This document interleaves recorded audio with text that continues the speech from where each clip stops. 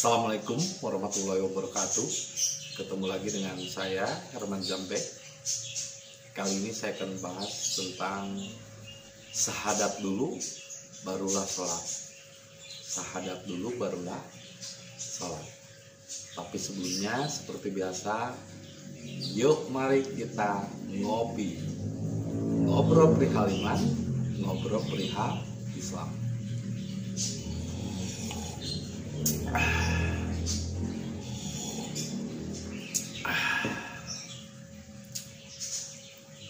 Jadi inilah video lanjutan dari video sebelumnya.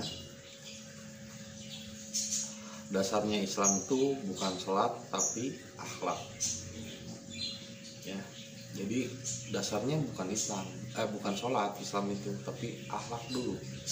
Nah, akhlak bersangkutan dengan kontaknya diri kita dengan Tuhan. Ya, ini berhubungan dengan syahadat. Jadi sahnya sholat apabila sahnya syahadat. Baru benar sholatnya kalau benar syahadatnya. Nah, pertanyaan sekarang, ketika umat yang beragama Islam sholat, sudahkah syahadatnya? Syahadat itu adalah kesaksian, menyaksikan Tuhan meliputi dirinya. Jadi kalau dia udah sebelum sholat, berarti nomor satunya syahadat dulu, kontak dulu dengan Tuhan. Nabi Muhammad juga kan mi'raj dulu. Setelah mi'raj barulah sholat. Bukan sholat untuk mi'raj, tapi mi'raj untuk sholat. Mi'raj itu barulah sholat gitu. Mi'raj dulu. Kontak dulu dengan Allah. Karena kontaknya dari sholat itu apa sih? Berhubungan dengan Allah, berarti berhubungan dulu dengan Allah, barulah sah sholatnya. Ibarat wudhu gitu, wudhu dulu baru sah sholat. Kalau sholat nggak wudhu gimana? Wudhu itu adalah mensucikan pikiran, hati, dan nafsu, bukan mencuci tangan, mencuci mulut, itu mah simbol. Bukan mencuci muka, bukan. Mensucikan hati, pikiran, dan nafsu. Wudhu itu kan artinya adalah suci, mensucikan, bukan membersihkan. Kalau misalnya membersihkan tangan dengan air itu membersihkan, dengan tanah tayamum itu membersihkan. Konteks wudhu adalah mensucikan. Kalau mensucikan adalah bagian dalamnya, pikirannya, hatinya, dan nafsunya disucikan. Percuma tangan dibersihkan sama apa? Sama air, tapi masih korupsi. Percuma mulut dibersihkan sama air, tapi masih suka ngomongin orang lain, fitnah, ghibah, hasud, dan lain sebagainya. Maka bukan wudhu namanya, itu membersihkan. Membersihkan tangan, membersihkan mulut, membersihkan muka. Nah, makanya saya daripada wudhu, kalau pengertian wudhu membersihkan, yang mending mandi sekalian, bersih, pakai sabun, pakai biore, pakai sampo, sama aja kan. Sekarang katanya orang yang suka wudhu katanya bersih, ya gimana nggak bersih? Orang mau bersihnya tiap 5 kali sekali. Mandi juga kalau sehari 5 kali kan bersih. Tapi kan bagian luar itu bersihnya, bagian dalamnya penuh dengan kedengkian dan kebencian. Nah, ini yang harus disucikan itu bagian dalam. Kalau bagian luar itu bukan disucikan, namanya dibersihkan. Dan itu cuma simbol. Jadi wudhu yang dilakukan oleh umat Islam sekarang sebelum sholat itu simbol saja. Bahwa sebelum sholat itu harus suci dulu hati, pikiran, dan nafsu kita dari iri, kebencian, dan kedengkian terhadap orang lain di luar pemahamanmu, di luar golonganmu. Harus bisa menerima perbedaan. Ini kok sama yang berbeda benci, lah wudhunya di mana? Lah gimana sholatnya? Nggak sah sholatnya kalau nggak wudhu. Nah, dan sebelum sholat, perintahnya sholat itu hanya untuk yang bersyahadat, hanya untuk yang mi'raj. Karena Nabi Muhammad itu mendapat perintah sholat juga hanya setelah mi'raj. Bukan sholat untuk mi'raj, tapi mi'raj itu adalah bertemu dengan Tuhan, lalu barulah dia sah sholatnya. Lah bagaimana sah sholatnya? Ketemu sama Tuhan juga enggak? Berarti ketemu siapa? Menghadap apa? Menghadap berhala, menghadap batu. Nah kan sholat bukan untuk menghadap berhala dan batu, bukan menerima perintah dari manusia, bukan menerima perintah dari agama, bukan menerima perintah dari kitab, tapi perintahnya langsung dari Allah, karena dia kontak dulu dengan Allah, syahadat dulu. Jadi tidak sah sholatnya kalau tidak syahadat. Ya syahadat itu kesaksian, menyaksikan Allah meliputi dirinya. Nah dalam kejiwaan ini disebutnya dibuka atau al-fatihah. Dibuka dulu jiwanya, barulah dia menerima sholat. Nah sholat yang dimaksud setelah dibuka jiwanya adalah latihan kejiwaan. Jadi ya sholatnya itu latihan kejiwaan. Kalau melakukan tradisi-tradisi Quraisy seperti yang dilakukan agama, nah itu mau perintah agama, bukan perintah Allah. Makanya kalau udah syahadat, udah dibuka jiwanya, udah menyaksikan tuntunan Tuhan meliputi dirinya, kita hanya menerima dan mengikuti, receive and follow, maka kita akan tahu sholat yang dimaksud itu apa. Sholat yang dimaksud itu adalah latihan kejiwaan. Jadi kalau Anda sudah menerima, sudah dibuka latihan kejiwaan, itulah sholat. Masih melakukan tradisi Quraisy yang 5 waktu itu, nah itu mah kebangetan. Berarti mencampur adukan atau mixing. Hakikat dengan syariat di mixing, digabung-gabung, yang gak akan benar. Ya, hasilnya juga kita masih tetap akan gelisah, merasa gak tenang. Karena apa? Ya berarti ragu. Kalau yakin, ya totalitas. Udhu ila sabili robika bil hikmah, sampaikan dengan cara hikmah, dengan memakai ilmu, dengan bijaksana. Terus udhulu bisilmi apa? Masuklah dalam Islam itu secara keseluruhan, masuklah dalam penyerahan diri itu secara totalitas. Kalau latihan ya udah latihan kejiwaan aja, nggak usah pakai campur aduk dengan tradisi-tradisi Quraisy. Yang dilakukan 5 waktu dalam tradisi Quraisy itu bukan sholat, itu namanya ritual. Ya, paham ya? Itu ritual Quraisy. Dan juga masih menghadap berhala batu. Nah, Tuhan kok bukan berhala kok. Rumah Tuhan, ya tubuh kita juga rumah Tuhan. Tumbuhan juga rumah Tuhan. Bumi juga rumah Tuhan. Segala apa yang diciptakan, yang masih terlihat dalam bentuk, semuanya rumah Tuhan. Alam semesta itu rumah Tuhan. Semua alam juga masjid, tempat sujud. Dimanapun menghadap, itulah kamu sujud. Sujud itu juga bukan jidat ditempelin di lantai, bukan. Pikiran kita nggak boleh ngeres, nggak boleh berpendapat orang lain punya pendapat beda dianggap menghina. Nah, orang punya pendapat beda belum tentu bukan berarti menghina. Ya cuman kasihan aja. Loh, orang belum syahadat, orang belum dibuka jiwanya, orang belum menyaksikan kehadiran Tuhan dalam dirinya, sholat. Sholatnya kemana? Perintahnya sholat itu dari mana? Nah, perintahnya sholat sekarang itu kan perintahnya dari agama. Ya dari kata-kata. Memang Allah mengata-ngata. Walaupun benar sebagian dari kitab itu ada tulisan dan kata-kata yang pernah disampaikan Nabi Muhammad. Tapi tidak semuanya. Karena itu ditulis setelah Nabi Muhammad wafat. Ada benarnya sebagian, tapi nggak semuanya.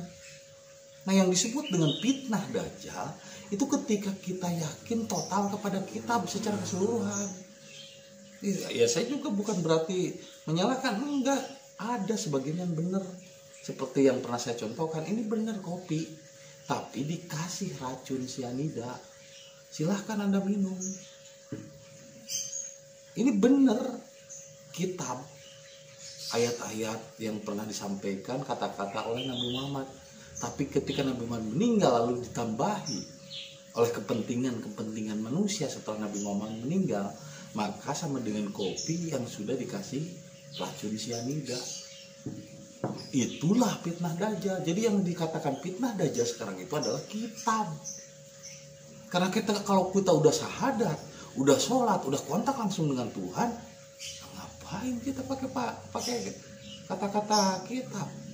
Kalau dalam diri kita sendiri udah kitab, jiwa kita itu udah kitab.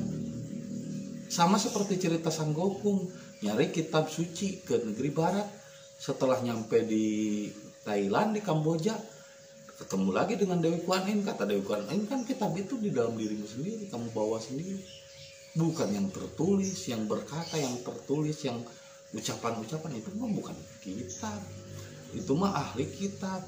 Yang sesungguhnya kitab suci itu adanya di dalam diri kita, bukan yang ditulis, bukan yang berkata. Yang ditulis, yang berkata buatan manusia, walaupun dulunya Nabi Muhammad pernah berkata itu, tapi ada campur tangan manusia setelah Nabi Muhammad wafat, sehingga jadi campur aduk, itu mixing. Jadi kitab yang sekarang juga mixing, sama sudah campur aduk antara apa yang pernah disampaikan Nabi Muhammad dengan ada kepentingan manusia di dalamnya. Itu pernah direkap ulang sama Abu Sofyan pada zaman Umayyah. Kan nyampenya di kita 1300 lebih Quran, sedangkan pada tahun 700 Umayyah itu Abu Sofyan pernah berkuasa, sedangkan Umayyah di dalam hatinya penuh kedengkian, dan dia agamanya Kristen dengan istrinya Hindun. Makanya kenapa ada ayat di surat 9 ayat 109 dikatakan sesungguhnya wallahu yuqbalu taubatan an ibadihi wa yahudu sodako, dan Allah menerima taubat seseorang kalau orang itu membayar sodako, membayar pengampunan taubat. Itu kan ajaran Kristen. Nabi Muhammad nggak pernah nyampaikan itu, tapi kenapa ada di dalam ayat itu? Kenapa ada di dalam kitab? Nabi Muhammad nggak pernah nyontohin, kenapa ada di dalam kitabnya? Makanya sebagian benar apa yang disampaikan Nabi Muhammad, tapi sebagian lagi ada ikut campur akal pikiran manusia. Yang namanya juga ditulis oleh orang-orang setelah Nabi Muhammad wafat, ya pastilah ikut campur akal pikiran, mixing. Sama seperti sekarang, orang ketika udah dibuka, udah syahadat, baru sah sholatnya. Sholat yang dimaksud adalah latihan kejiwaan, tapi masih melakukan ritualnya orang Quraisy, kebiasaannya orang Quraisy melaksanakan ritual 5 waktu. Waduh, kebangetan, itu mixing. Jadi kitab itulah fitnah dajjal. Jadi fitnah dajjal itu kitab dan mixing. Orang udah berserah diri kepada Allah, udah ketemu Allah, masih melakukan tradisi-tradisi, masih melakukan kebiasaan-kebiasaan jahiliyah orang Quraisy. Nah, itu kan menjadi mundur lagi. Akhirnya jiwanya nggak berkembang. Begitu aja jalan di tempat. Makanya yang membuat sahnya sholat itu harus syahadat dulu, harus bersaksi dulu, harus disaksikan dulu, harus dibuka dulu jiwanya, barulah dia sholat, barulah sah sholatnya, menerima latihan kejiwaan. Dan sholat yang dimaksud di zaman ini adalah latihan kejiwaan, bukan yang 5 waktu. Itu mah ritual orang Quraisy. Li'ilapi Quraisyin ilapihim rihlatasyitai wasaib palyabudu robbahadal baik. Yang menghadap Baitullah itu, yang menghadap batu hitam itu, yang menghadap berhala itu adalah kebiasaan Quraisy, bukan sholat. Itu namanya ritual.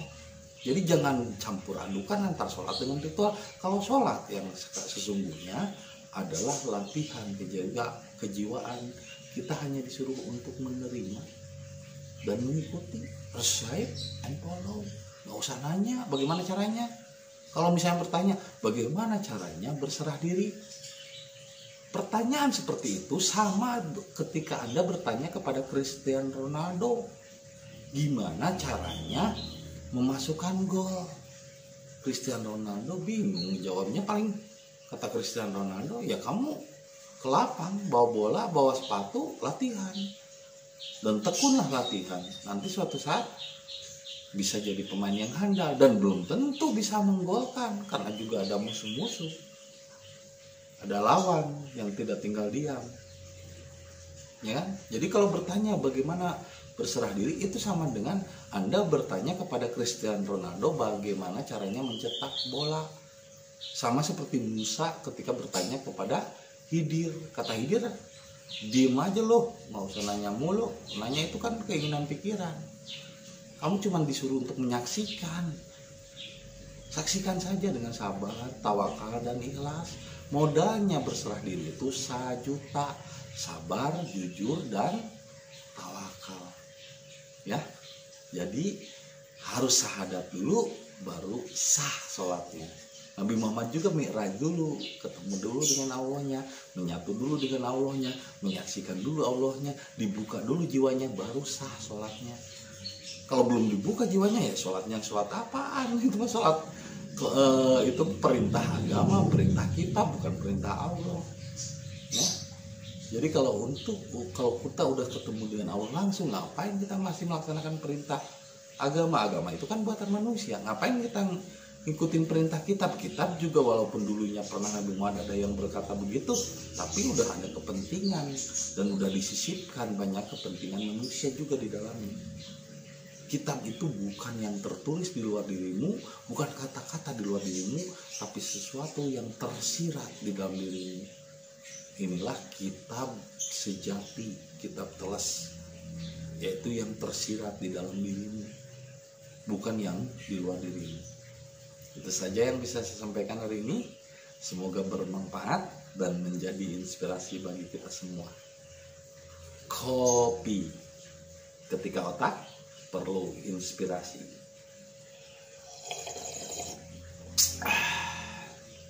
Terima kasih atas kesetiaannya menonton video saya dan saksikan video-video berikutnya.